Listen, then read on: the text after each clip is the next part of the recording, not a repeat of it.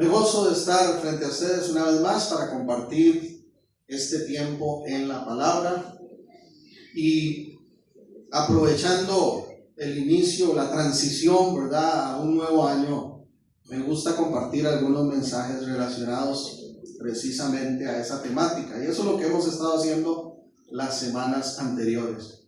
Hoy voy a dedicar este último sermón dominical a esa temática, ¿verdad? Y tiene que ver precisamente con algo que yo creo que en algún momento todos hemos vivido, o puede ser que hasta lo estemos viviendo. Pero antes quiero contarles una anécdota personal, una experiencia personal, porque fue algo real que me aconteció hace algún tiempo.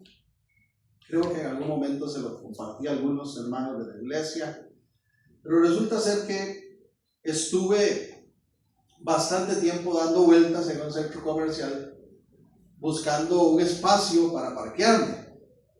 Estaba lleno ese día y yo di vueltas varias veces, tuve que salir, volver a entrar, salir, volver a entrar, no encontraba lugar.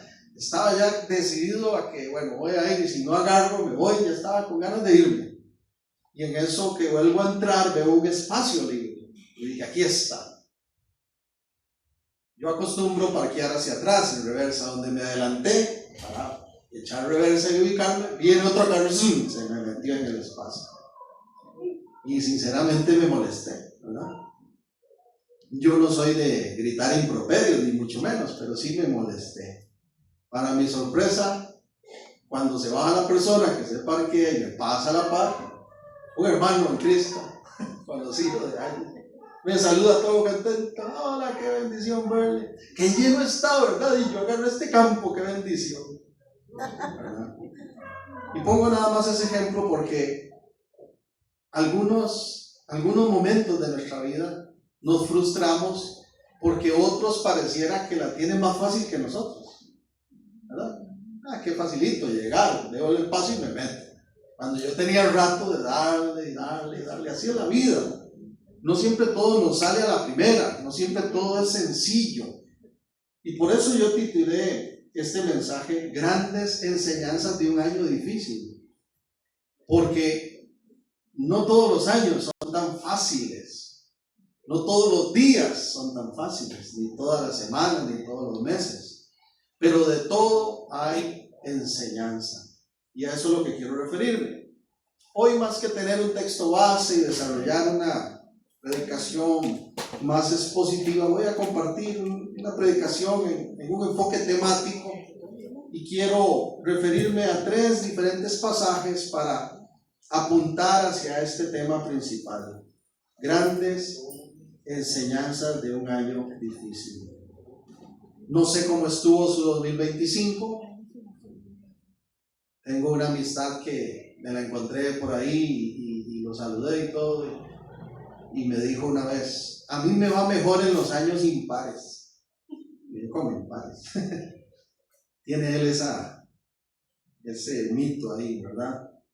Pero todos los años son buenos si estamos en el Señor, pero no estamos exentos de dificultades. Padre, ponemos en tus manos este tiempo en la palabra, agradecidos por la oportunidad de escuchar tu voz una vez más, invitándote, Espíritu Santo, a que dirijas todo lo que va a ser dicho, que tu palabra corra, sea de edificación y podamos responder poniendo en práctica tu consejo, Señor, que es útil para todas las épocas, Señor, todos los días de nuestra vida.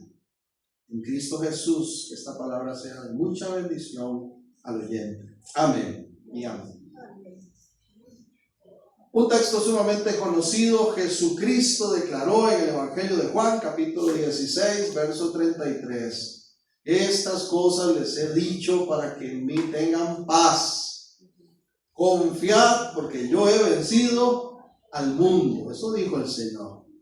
No dijo, les digo que nunca van a tener dificultades. No prometió que todo iba a ser color de rosa. Al contrario, dijo, habrán aflicciones, habrá momentos difíciles, habrán situaciones que no salen como queremos, pero confíen porque Él es mayor que este mundo y toda esta realidad es pasajera. momentánea. Amén. Número 1. ¿Por qué? ¿Qué podemos aprender de esos tiempos difíciles?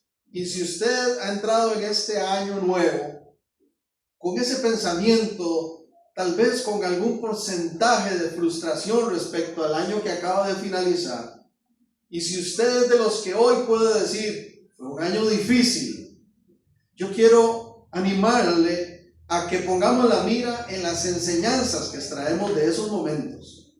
¿Qué podemos aprender? ¿Qué enseñanza? Número 1, lo puse así. Esos tiempos difíciles afirman nuestra confianza. Las circunstancias difíciles afirman nuestra confianza en el Señor. Cuando todo está bien, cuando no hay ninguna dificultad, confiamos en el Señor, claro que sí. Pero a veces pasamos por este tipo de circunstancias y nuestra confianza se está afirmando en el Señor. Cosas que antes nos sacudían, cosas que antes nos inquietaban a lo máximo. Cuando uno ya pasó ciertas circunstancias y se presentan esas dificultades, uno aprende a confiar en el Señor. Y se acuerda de lo que ocurrió antes. Y recuerda que Dios ha sido fiel y le sacó adelante. Y entonces nuestra confianza se afirma y decimos, bueno, otra vez tengo otra dificultad enfrente, pero Dios no cambia. Dios está conmigo. Él me va a ayudar. Sé que Él está de mi parte, de nuestro lado. Lo que pasa es que quisiéramos que todo siempre vaya bien.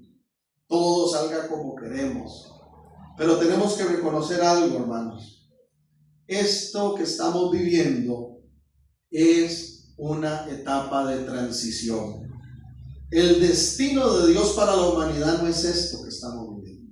El propósito de Dios no es esto que estamos viviendo. Esto es una realidad momentánea, pasajera. Estamos viviendo en un mundo que ha sido afectado por la caída, por la entrada del pecado al mundo.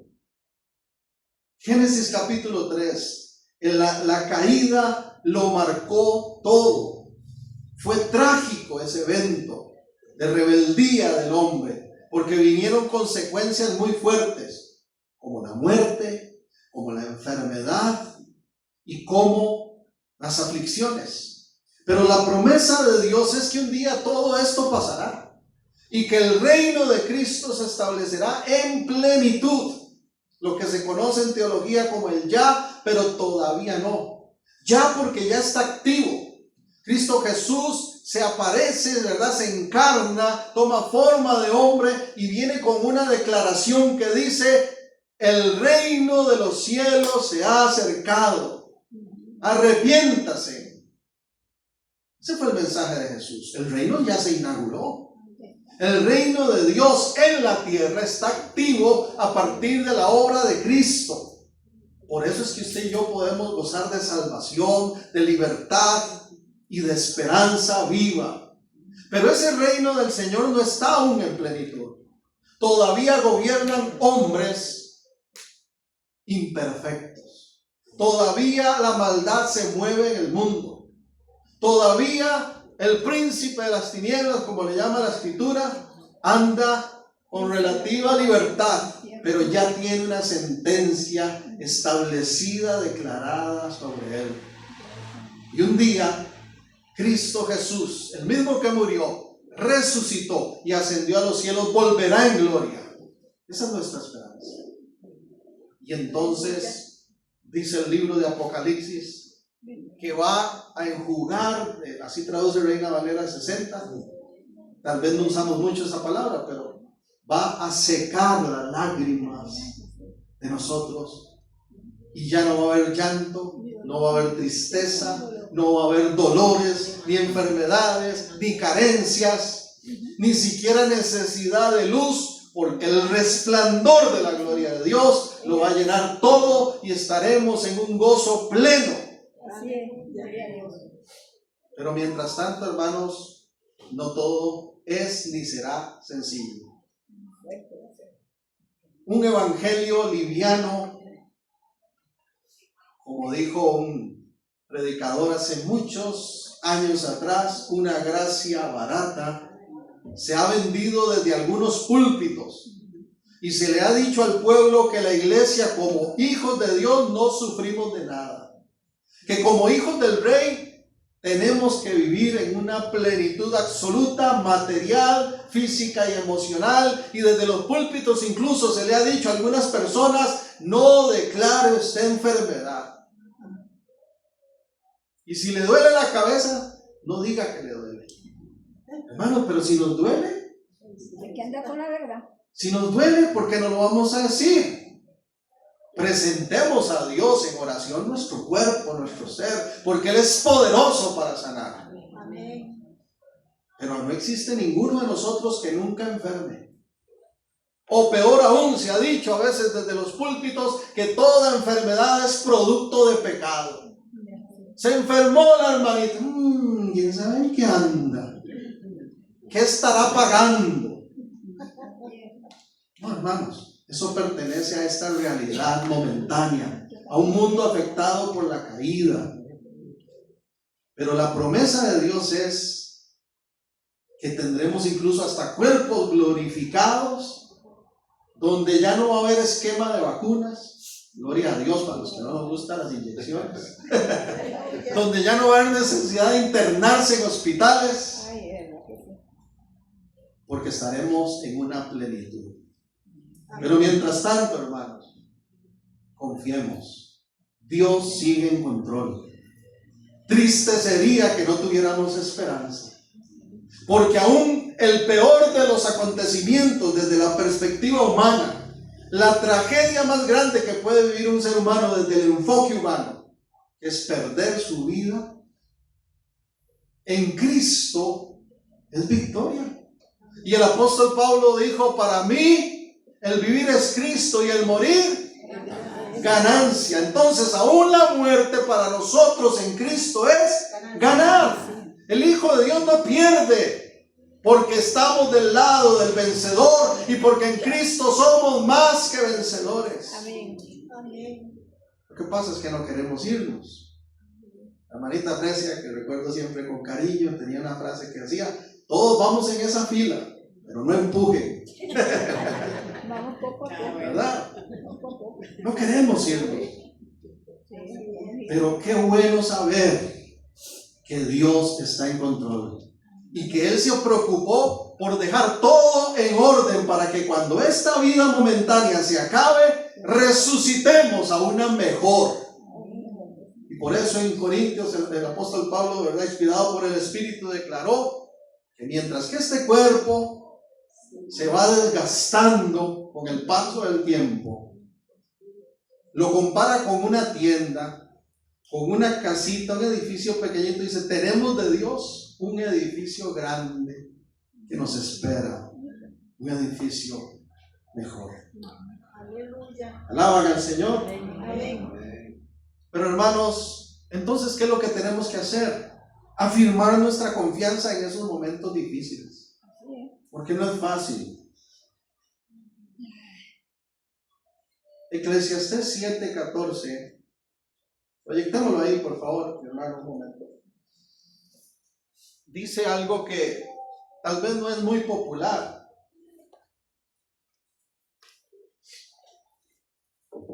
En el ámbito cristiano no se escucha todo el tiempo este versículo. Es más lindo Romanos 8:28. Sabemos que a los que aman a Dios todas las cosas les ayudan a bien. Pero ni siquiera Romanos 8 dice que todas las cosas buenas, dice todas las cosas. Y hay circunstancias complicadas que consideramos malas, de las cuales puede haber enseñanza. Vea qué interesante.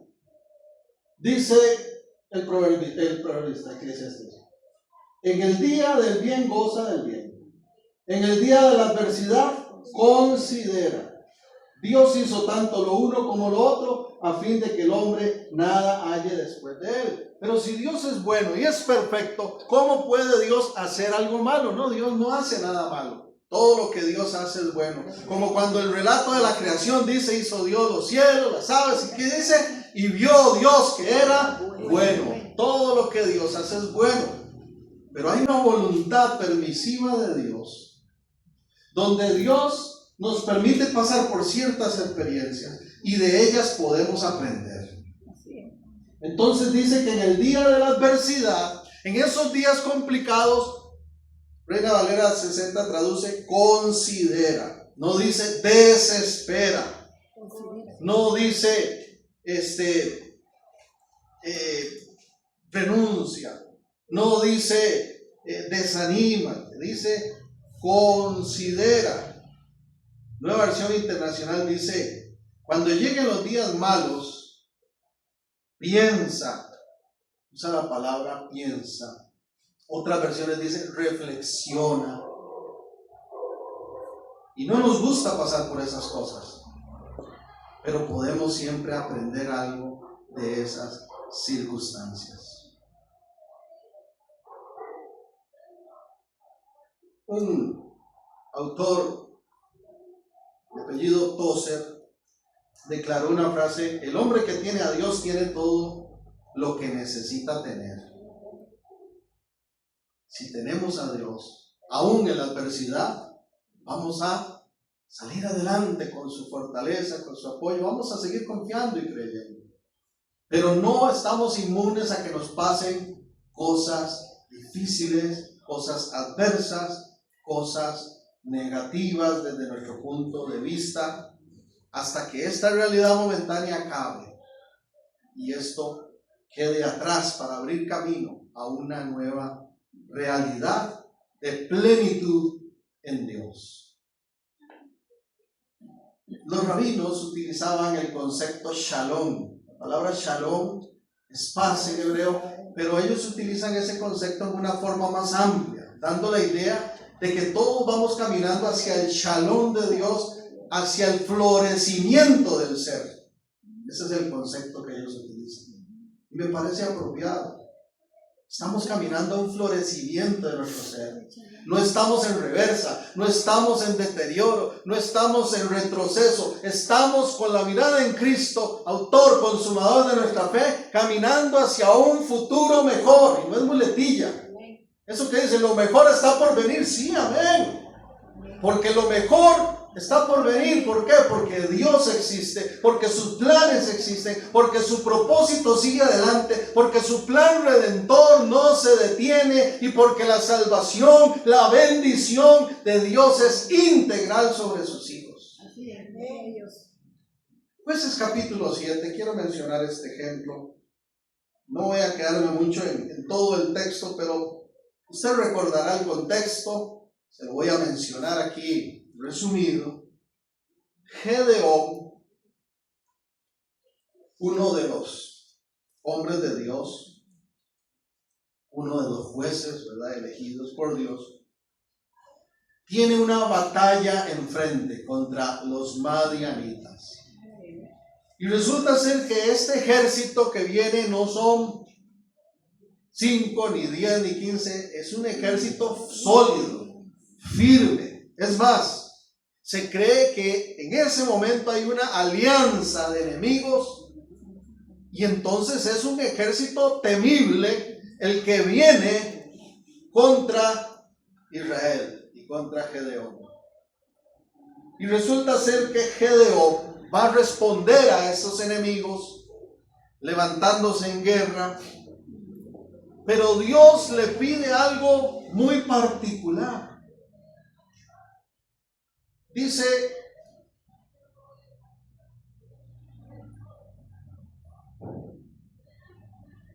verso 4 de Jueces 7:4. Jueces 7:4. Y Jehová dijo a Gedeón: es mucho, aún es mucho el pueblo, llévalos a las aguas y allí te los probaré. No, perdón, me fui muy adelante. Voy a leer desde el 1, 7:1. Levantándose pues de mañana Jeroboam, el cual es Gedeón, y todo el pueblo que estaba con él, acamparon junto a la fuente de Jarón, y tenía el campamento de los madianitas al norte, más allá del collado de Mored en el valle. Y Jehová dijo a Gedeón: el pueblo que está contigo es mucho para que yo entregue a los madianitas en su mano. No sea que se alabe Israel contra mí diciendo: mi mano me ha salvado. Ahora pues, haz pregonar en oídos del pueblo diciendo: quien tema y estremezca, madrugue y vuélvase desde el monte de Galaad. Y se devolvieron de los del pueblo 22,000 y quedaron 10,000. Un ejército de 32,000 tenía Gedeón para enfrentar a sus enemigos. Y Dios le pide algo extraño, le dice: Gedeón, dígale a los soldados que el que tenga miedo, que el que no quiera ir a la batalla no vaya, que se devuelva. Y para sorpresa de Gedeón, porque yo me imagino que él contaba con que se fueran unos 100, se devolvieron 22,000 y quedaron solo 10,000 como parte del ejército. Por si eso no fuera suficiente, verso 4, Dios le dice a Gedeón: aún es mucho el pueblo, llévelos a las aguas y allí te los probaré, y del que yo te diga vaya contigo irá, mas del que cualquiera que yo te diga este no vaya contigo, el tal no irá. Entonces llevó el pueblo a las aguas, dijo a Gedeón: cualquiera que lamiere las aguas con su lengua como lame el perro, a aquel pondrás aparte. Asimismo, a cualquiera que se doblare sobre sus rodillas para beber, también lo pone aparte. Y fue el número de los que lamieron llevando el agua con la mano a su boca 300 hombres, y todo el resto del pueblo se dobló sus rodillas para beber las aguas. Entonces Jehová dijo a Gedeón: con estos 300 hombres que lamieron el agua os salvaré y entregaré a los madianitas en tu mano. Váyase toda la gente, cada uno a su lugar. Imagínense, de esos 22,000 que quedaban, Dios les dice: haga esta prueba. El que llegue a tomar agua y esté alerta y nada más tome agua, ¿verdad? Y lama el agua, pero ese apártelo. Pero el que llegue y se arrodille y agarre el agua, todo el que se arrodille, mándelo de regreso. 300 hombres. ¿Cuánto era el ejército inicialmente? 32,000. Yo me imagino a Gedeón con 32,000, dice: sí, me la juego, que vengan los madianitas. Pero con 300, hermanos, qué difícil, qué situación más complicada. Y sin embargo Dios dice: con estos 300 te voy a demostrar y le voy a mostrar al pueblo que no se trata de tu fuerza, ni de tu liderazgo, ni de la capacidad, ni del accionar militar, ni de las habilidades, ni de la fortaleza, ni la estrategia que apliquen. Yo te voy a demostrar que la victoria la vas a obtener porque Dios está respaldando. Hay un trato ahí. Y a veces, hermanos, hay ciertas situaciones en la vida que nos dejan esa enseñanza, a poner nuestra confianza en Dios plenamente y no en nuestra propia fuerza, en nuestra capacidad. Pero a veces a la primera no lo entendemos. Y tenemos que aprenderlo a través de experiencias, y de experiencias no tan gratas. Yo iba a comprar un vehículo y se le cayeron las medallas, dice un dicho por ahí. Habiendo trabajado 13, casi 14 años en venta de repuestos, conociendo las marcas de vehículos, lo que se mueve en este país, me ceñí con un vehículo que yo sabía que no convenía. Lo vi lindo, lo vi espacioso, a mi esposa le agradó y nos fuimos con todo.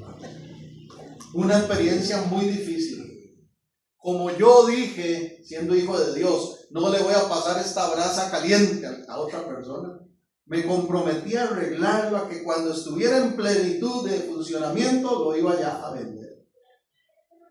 Terminé pagando ese carro como 2 veces. Fue de sufrir una tras otra tras otra. Malísimo. Y tras de eso, el que me lo vendió me quería estafar. Bueno, me hizo un montón de cosas. Terrible. Pero hermanos, ¿Cuántas veces nos apresuramos a tomar decisiones en nuestra propia prudencia, como dice el proverbio? Confiemos en Dios. Presentémosle todo a Él en oración. Y cuando Dios diga no, confíe. Porque no hay nada más feo que ir contra de la dirección de Dios. Ahí sí que se sufre. Ahí sí que se sufre. Ahí sí que se complica todo. Pero cuando usted y yo sabemos que algo es voluntad de Dios, vemos su respaldo, vemos su favor, pero eso no lo aprendemos siempre a la primera. Como el chiquillo que mete los dedos en el tomacorriente. Yo quisiera que no pasara eso nunca, pero a veces pasa. Usted cree que va a seguirlo metiendo, ¿no? Porque ya se llevó el bombazo. Las experiencias de la vida, hermanos, nos recuerdan que no hay nada mejor que confiar en Dios. Amén. Y si algo difícil te pasó en este año anterior, por tus propias decisiones, por nuestras propias decisiones, o incluso algo nos pasó difícil que no entendemos aún, Dios nos dice hoy, confíen, confíen, confíen. No siempre es fácil esa confianza, pero esa confianza da fruto, y fruto en la eternidad, así como también fruto aquí, en esta realidad. Segundo, cuando pasamos esos momentos difíciles, otra gran enseñanza, aparte de afirmar nuestra confianza, yo lo puse así. Número 2, desarrollamos mayor crecimiento y madurez. Uno crece, uno madura en carácter conforme a Cristo, crece en confianza, crece en fe. Eso es cierto. Segunda de Corintios capítulo 4 dice lo siguiente. Segunda de Corintios 4, voy a leer del 15 al 18. Porque todas estas cosas padecemos por amor a vosotros, para que abundando la gracia por medio de muchos, la acción de gracia sobreabunde para la gloria de Dios. Por tanto, no desmayamos, aunque nuestro hombre exterior se va desgastando, el interior no obstante se renueva día en día, porque esta leve tribulación momentánea produce, o sea, hay un propósito, produce, fructifica en algo. ¿En qué? En nosotros. Un cada vez más excelente y eterno peso de gloria. No mirando nosotros las cosas que se ven, sino las que no se ven. Pues las cosas que se ven son temporales, pero las que no se ven son eternas. ¿Alguna vez le han dicho, cómo hace usted que yo veo que tiene ese problemón encima y lo veo todavía feliz y tranquilo? Porque Dios ha ido desarrollando en nosotros carácter. Y los momentos buenos de plenitud, así como los momentos adversos, nos ayudan a crecer, a madurar en Cristo. Y cuando uno madura en Cristo, deja de preocuparse por cosas vanas, porque su mira está puesta en la eternidad, porque su mira está puesta en la gloria de Dios. No digo con esto de que no nos interese lo temporal, lo terrenal, porque uno se preocupa en algunos momentos. Ninguno de nosotros puede llegar a un centro comercial, llenar el carrito de víveres y en la caja decir, Dios se lo pague. Y una vez lo detiene. Necesitamos dinero, necesitamos trabajo, necesitamos recursos. Pero hermanos, necesitamos desarrollar madurez, carácter de Cristo. Y eso también se forma en el fuego. El ejemplo que la Escritura usa también es lo que ocurre con las vasijas, que el resultado final se ve muy lindo, pero lo que uno ve no es todo lo que ocurrió. Todo empezó con una pelota de barro sin forma, horrible, tosca. Y el alfarero toma aquel barro y le empieza a dar forma. Y entonces ya lo convierte en algo bonito, pero ahí no termina todo. Eso tan bonito, hay que darle color, hay que darle una textura y un brillo especial. Para que eso ocurra, hay que purificarlo y hay que solidificarlo. Y eso se requiere de fuego. Otras veces yo he dicho esta frase y se la repito hoy: no saquemos el queque del horno antes de tiempo. Mi esposa, ¿qué hace queques? Si ella saca el queque antes del horno, tal vez se ve bonito por arriba, pero por dentro está crudo y no sabe bien. Y a veces queremos sacar rápido la situación que estamos viviendo, y tal vez Dios está diciendo: no, aguanta un poquito más, porque estoy perfeccionando algo maravilloso. Y va a haber un resultado final que no esperas. Algo más bello de lo que ven nuestros ojos. Por eso aquí decía: no mirando nosotros las cosas que se ven, sino las que no se ven, porque las que se ven son temporales, pero las que no se ven son eternas. Yo quisiera decir que nunca me han ocurrido situaciones difíciles. A veces las personas piensan que cuando uno es pastor y sirve a Dios, todo siempre es viento en popa. No, hermanos. Enfrentamos las mismas situaciones, las mismas dificultades que todos, cualquier otro hermano de la congregación, pero tenemos el mismo amor de Dios que nos sostiene, que nos sustenta y nos anima a seguir adelante. Pero hay que tratar de extraer esas enseñanzas y permitir que se desarrolle un mayor crecimiento, una madurez más firme. Primera de Pedro 1. Primera de Pedro 1. Muy interesante también lo que Pedro agrega. Voy a leer iniciando en el verso 3. Primera de Pedro 1, 3.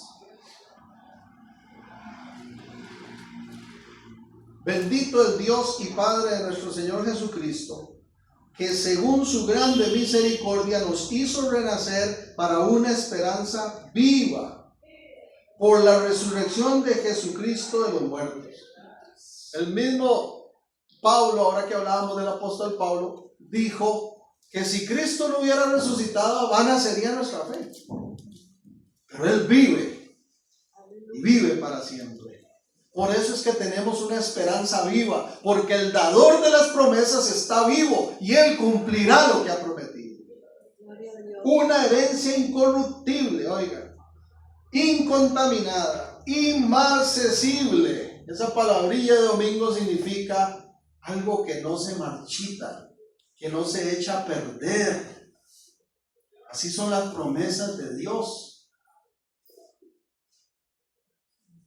Reservada en los cielos para vosotros, que sois guardados por el poder de Dios mediante la fe, para alcanzar la salvación que está preparada para ser manifiesta en el tiempo postrero, en lo cual vosotros os alegráis, aunque ahora por un poco de tiempo, bendito sea el Señor, que es pasajero, temporal, momentáneo, por un poco de tiempo, si es necesario, tengáis que ser afligidos en diversas pruebas, para que sometida a prueba vuestra fe, mucho más preciosa que el oro, el cual aunque perecedero se prueba con fuego, sea hallada en alabanza, gloria y honra cuando sea manifiesto Jesucristo. El oro uno lo ve muy lindo, brillante, puro, pero también tuvo un proceso de purificación por el fuego. ¿Cuál es y cuál será el resultado de nuestra fe? Gloria, honra al Señor, exaltación a su nombre, porque Él cumple sus promesas y Él fue muy claro al decir que no todo termina ni con la muerte ni con esta realidad temporal. Que hay una eternidad que nos aguarda, porque la salvación tiene un impacto presente y futuro. Gloria a Dios por eso. George Mueller anoté otra frase aquí. Las dificultades, aunque no nos guste, también son comida con que la fe se alimenta. Y a veces pasar por dificultades hace que nuestra fe se afirme, se alimente, se nutre, se fortalezca. Por eso a mí me gusta, hermanos, dar espacio aquí para que contemos los testimonios, para que anunciemos lo que Dios ha hecho. Porque con los testimonios glorificamos a Dios y la fe de la iglesia se fortalece. Porque cuando yo escucho que Dios hizo tal cosa en la familia de mi hermano, en la vida de mi hermana, eso me fortalece mi fe y me recuerda que también lo puede hacer conmigo. Porque es mi mismo Dios y Señor. Crecimiento, madurez, a partir de las aflicciones. Lo interesante de la Escritura y del apóstol Pedro y también de Pablo es que ponen sobre la mesa que no todas las aflicciones, ¿verdad?, son ajenas a nuestra comprensión. Hay cosas que hay que ser honesto y simplemente decir: Señor, no entiendo. La verdad, no entiendo. ¿Por qué estás permitiendo esto en mi hermano, en mi hermana, o en mí, o en mi familia? No lo entiendo. Y no hay nada de malo en ser honesto y decir: no lo entiendo. Pero volviendo a lo que dijimos en el punto anterior, conectémoslo con la confianza. No lo entiendo, pero confío en ti. Sigo alabándote, sigo amándote, sigo bendiciéndote. Pero hay otras cosas, hermanos, que sí podemos entenderlas y que ni siquiera tienen que ver con la voluntad permisiva de Dios, sino con nuestro propio accionar. ¿Cuántas aflicciones, cuántas dificultades vive el ser humano por su rebeldía, por su desobediencia, por sus propias decisiones inadecuadas? ¿Cuántas? Muchísimas.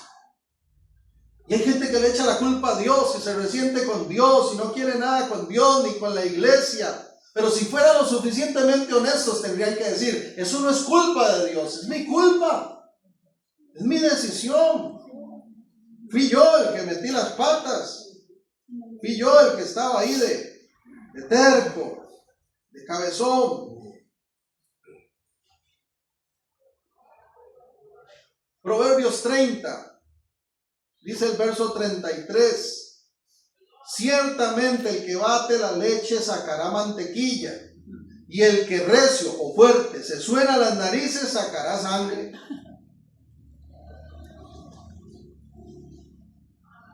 ¿Cuántas aflicciones? Habrá que tener la madurez suficiente, el crecimiento personal para decir: Dios, perdóname, porque esto que me está pasando es mi cabezonada, es mi terquedad, es mi rebelión, es mi rebeldía, es mi actitud, mi accionar contrario a tu voluntad. Porque todo lo que va en contra de Dios tiene punto, ¿verdad? Tiene un destino de dificultad, de complicación, de ruina. Hay caminos que al hombre le parecen derechos, dice la Escritura, pero su fin es muerte, perdición. Eso es cierto. Entonces no podemos después venir reclamándole a Dios: ¿por qué permitiste esto? Señor, ¿por qué hiciste que esto me pasara? Cuando nosotros mismos sembramos mal y cosechamos mal. Es tiempo de cambiar la semilla. La única forma de cambiar un fruto, un resultado, es cambiando la semilla. Lo que se siembra se cosecha. Y si alguien está sembrando mal, la misericordia de Dios, la bondad de Dios le recuerda hoy: es tiempo de cambiar la semilla. Deja de sembrar mal para que coseches bien. Porque hasta que no cambies ese accionar, esa semilla en tu vida, el resultado va a ser el mismo. Dolor para ti o para los que te rodean, sufrimiento, complicación o peor aún, condenación. Hay que cambiar la semilla.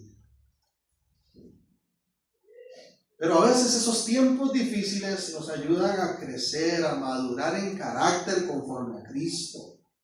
Y ya no nos mueve así tan simple cualquier cosa. Qué interesante que Pedro habla de peso, ¿verdad? De un peso de gloria que se desarrolla. El kabod de Dios es el término, ¿verdad?, que usa la Escritura. Es un término de peso. ¿Ya viste usted lo que pasa cuando algo no pesa y lo dejamos ahí al viento?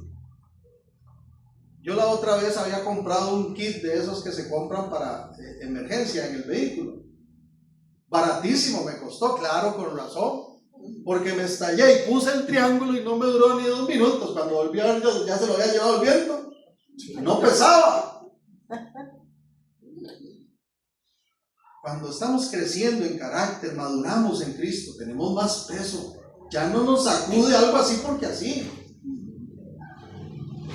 Jesús habló de la semilla sembrada en diferentes terrenos y una de ellas dice que caía en una tierra que no tenía raíz. Entonces, si no hay raíz, eso se vuela, se destruye, se desvanece. Crezcamos, maduremos, propongámonos extraer enseñanza aún de las circunstancias difíciles que se nos presenten, que estén frente a nosotros. Y procuremos parecernos más a Cristo, porque esa es la meta del creyente. Esa es la meta. Y no quiero finalizar sin mencionar un tercer punto. Dije antes y lo repito, no quisiéramos, ninguno de nosotros, creo.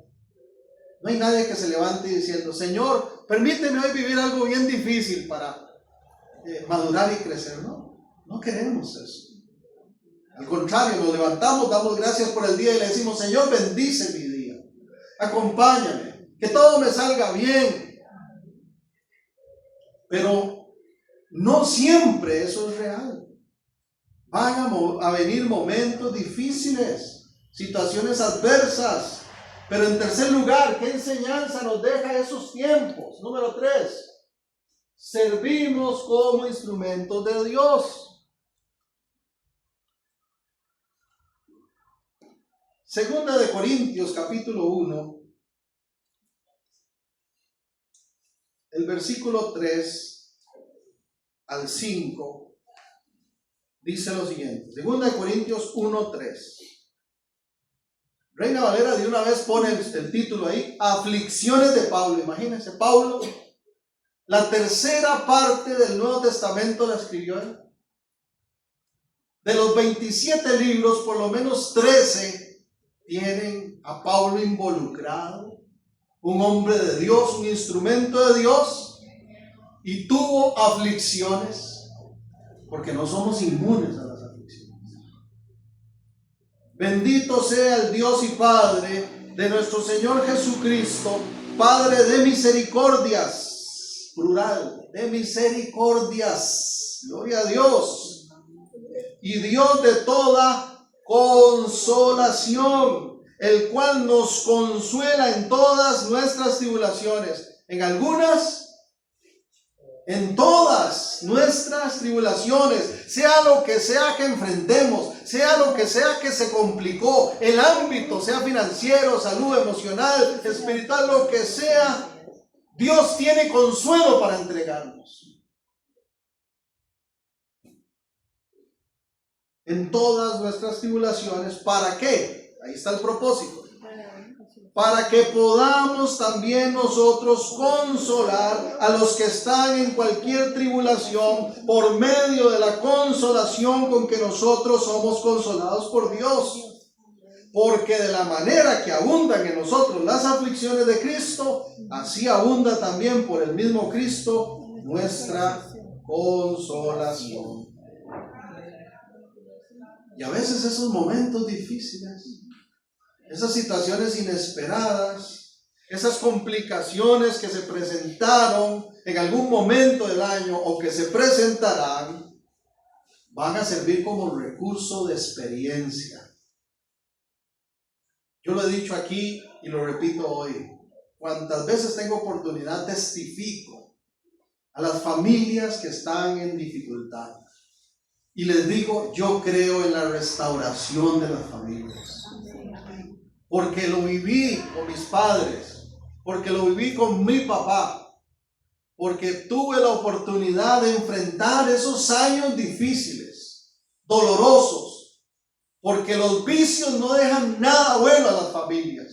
Y fueron años duros, trágicos.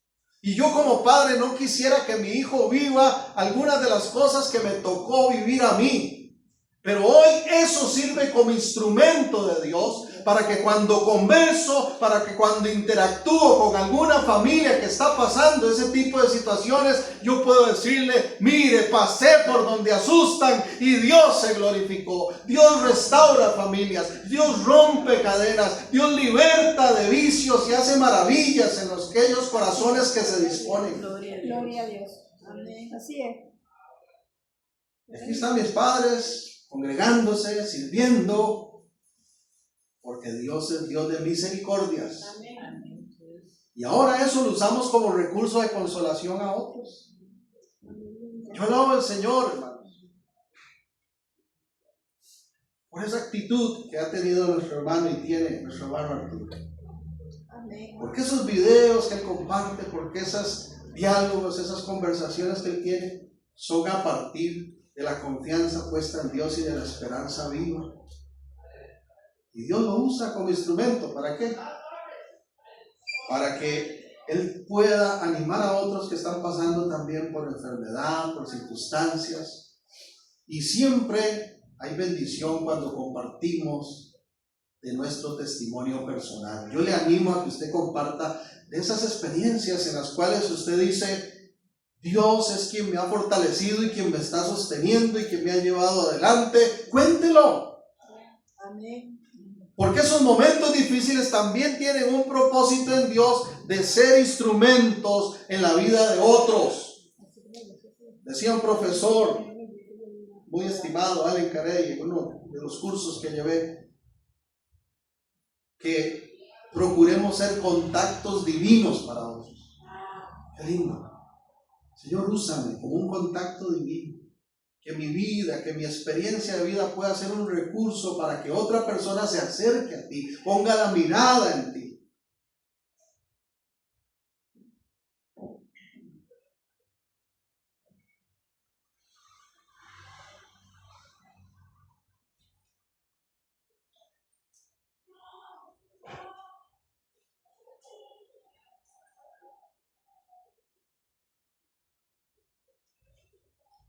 Segunda de Corintios capítulo 4, dice el verso 7. Ya vamos a ir finalizando. 4:7 de Segunda de Corintios. Pero tenemos este tesoro en vasos de barro, para que la excelencia del poder sea de Dios y no de nosotros.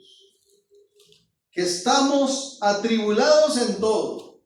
Oiga, este es el apóstol Pablo hablando. No dijo el apóstol Pablo, estoy prosperado, bendecido, en victoria y a otro nivel, como dice la propaganda de las estaciones de radio. También enfrentamos dificultades. Y gloria a Dios por los tiempos de prosperidad, de bendición, de otro nivel, como se quiera llamar. Pero también, hermanos, enfrentamos situaciones. Y oiga lo que dice. Somos vasos de barro y esas situaciones permiten que la gloria se la lleve Dios. Es el contenido de ese barro lo poderoso, no esto, externo. Es quien está y actúa en nosotros. A Él sea la gloria. Pero oiga lo que dijo. ¿Cómo estamos? Cualquiera diría, qué negativo, Pablo. Qué descripción. Estamos atribulados en todo, dijo. Pero agrega, mas no angustiados. Estamos en apuros, mas no desesperados, perseguidos, mas no desamparados, derribados, pero no destruidos, llevando en el cuerpo siempre, por todas partes, la muerte de Jesús, para que también la vida de Jesús se manifieste en nuestros cuerpos. Porque nosotros que vivimos siempre estamos entregados a muerte por causa de Jesús, para que también la vida de Jesús se manifieste en nuestra carne mortal.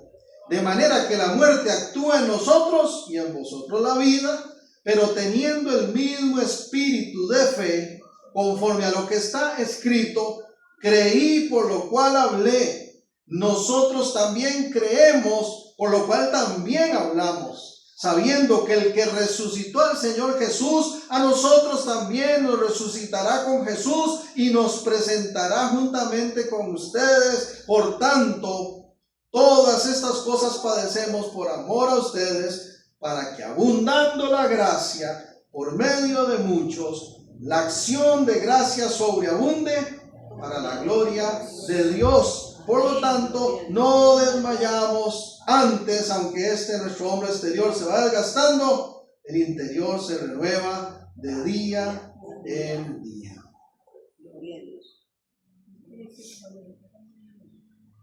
Puede ser que nos aflijamos. Puede ser que estemos atribulados en algún momento, pero no estamos desesperados. Nuestra esperanza es viva. Puede ser que estemos perseguidos, pero no estamos desamparados. Dios está a nuestro favor. Y puede ser que en algún momento nos sintamos derribados, sin fuerzas, pero no estamos destruidos, porque aún Dios tiene fortaleza para darnos, para levantarnos y llevarnos adelante. Lo mejor de todo, hermanos, es que una vez que enfrentamos esos tiempos difíciles, porque no son para siempre, queda Cristo. Él siempre está con nosotros. Job escribió, después de toda la crisis que vivió, ahora te conozco mejor, ahora veo diferente. Yo creía que sabía todo de ti, mas ahora mis ojos te ven. Cierro con esto. Al final de todo le tendremos a Él y diremos, sí, fue difícil, pero Dios ha sido siempre bueno y fiel. Gracias, Señor. Porque está escrito que nada nos puede separar de tu amor. Nada. Ni la angustia, ni la tribulación, ni los momentos de peligro, ni de persecución, ni la muerte misma, ni esta vida temporal, ni lo presente, ni lo porvenir, ni ángeles, ni principados. Nada nos puede separar de tu amor. Por eso, aún en medio de la aflicción, levantamos bandera de victoria y podemos declarar tu palabra. Somos más que vencedores, no por nosotros mismos, porque ya quién sabe hace cuánto nos hubiésemos rendido, sino por medio de aquel que nos amó. Ayúdanos, Señor, a extraer esas poderosas enseñanzas de los tiempos difíciles, y que aún de esos momentos o circunstancias que no entendemos, al final salgamos con una confianza mayor, firme, con un crecimiento, una madurez en Cristo mayor, y que permitamos y nos dispongamos a utilizar esas experiencias contrarias y darles vuelta a un propósito de consolación, de fortalecimiento, de aliento a los que nos rodean. Porque si tú has prometido algo, lo cumplirás. Y has prometido volver. Y has prometido cielos nuevos y tierra nueva. Y una plenitud donde no va a haber más angustia, ni preocupación, ni dolor alguno, ni inquietud en nosotros. Solamente estaremos contemplando, Señor, el cumplimiento de todo lo que has prometido. Y seremos sorprendidos, Señor, porque ni siquiera podemos imaginarnos lo que nos espera cuando toda esta realidad momentánea acabe para nosotros. Solamente podemos decirte gracias por eso. Y gracias porque mientras llega ese momento, aquí estamos, con tus fuerzas, aún en pie.